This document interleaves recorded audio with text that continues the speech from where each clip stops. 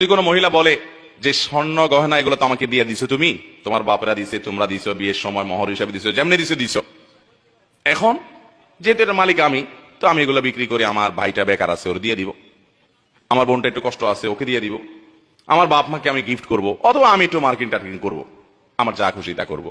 মহিলা যদি সব স্বর্ণগুলো নিয়ে স্বর্ণকারের দোকানে বিক্রি করে ফেলায়, কি বলেন, ওই সংসারে ভাত খাইতে পারবে? তাহলে সে মালিক কেমনে হইলো বলেন তো? আচ্ছা, এবার আপনি বলবেন তাহলে ঠিক আছে হুজুর, তাহলে স্বামী মালিক, তাইলে আরেক ভেজাল হবে।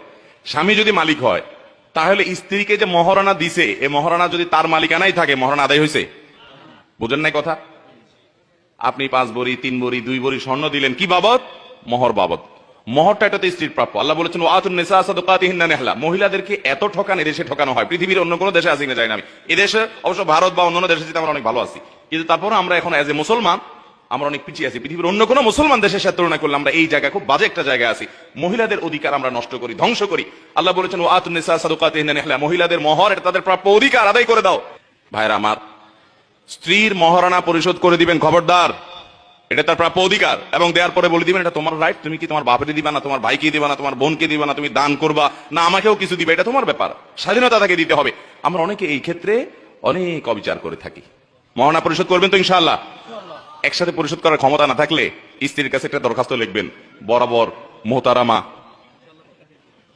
বিষয় কিস্তিতে মহারণা পরিশোধের আবেদন, যথাবিহিত সম্মান প্রদর্শন পূর্বক নিবেদন, এই যে আমি আপনার সম্পর্কে স্বামী হই, মোহরের টাকা এত লাখ টাকা ধরা হয়েছে আমার অযোগ্যতা সত্ত্বেও, আমি সেজন্য দুঃখ প্রকাশ করছি। একসাথে আপনার মোহর পরিশোধ করিবার সামর্থ্য আমার নাই, অতএব আমি কিস্তিতে আপনার মোহর পরিশোধ করিতে ইচ্ছুক, বিধায় আমার দরখাস্ত মঞ্জুর করিয়া বাধিত করিবেন, বিনীত নিবেদক আপনার অধম স্বামী।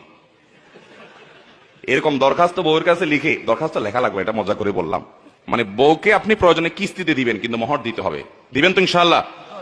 এবং দেওয়ার পর আবার ছোট লোকের মতো দাঁড়ায় থাকবেন না যে কি করবা, সে কি করবে এটা তার ব্যাপার, আপনি তাকে জোর করতে, হ্যাঁ অবশ্যই। এটা শুনে আবার আমাদের মা বোনরা মাস্তানি শুরু করেন না যে স্বামীকে আর জিজ্ঞাসা করবো যা খুশি করবো। আমাদের দেশে বেশিরভাগ মানুষ মধ্যবিত্ত, নিম্ন মধ্যবিত্তের মানুষ, স্বামী স্ত্রী পরামর্শ করে যাতে এটা কল্যাণকর কিছু সেটা করবেন। আমি আমার মোহরের টাকা দিয়া আমার স্ত্রীকে 1 কাঠা জায়গা কিনে দিয়েছি কামরাঙ্গীর চরে, এবং ভদ্র মহিলাকে মোহরের টাকা দেওয়ার পরে দেখি বাসায় ফেলে রাখছে অনেকদিন। কি ব্যাপার, বাসায় ফেলে রাখছো কেন? তোমার মোহরের টাকা আমার বাসায় আলমারিতে কেন? তো বলে আমি কি করবো? আমি বললাম এটা তোমার দায়িত্বে নাও, তোমার ড্রয়ারে নাও, তোমার নিয়ন্ত্রণে নাও। বলে আমি কি করবো? আমার দেশে মেয়েরা এত আলাবোলা, এত সোজা, ওই সুযোগে পুরুষগুলা সব বাটপারি করে মেয়েদের সাথে।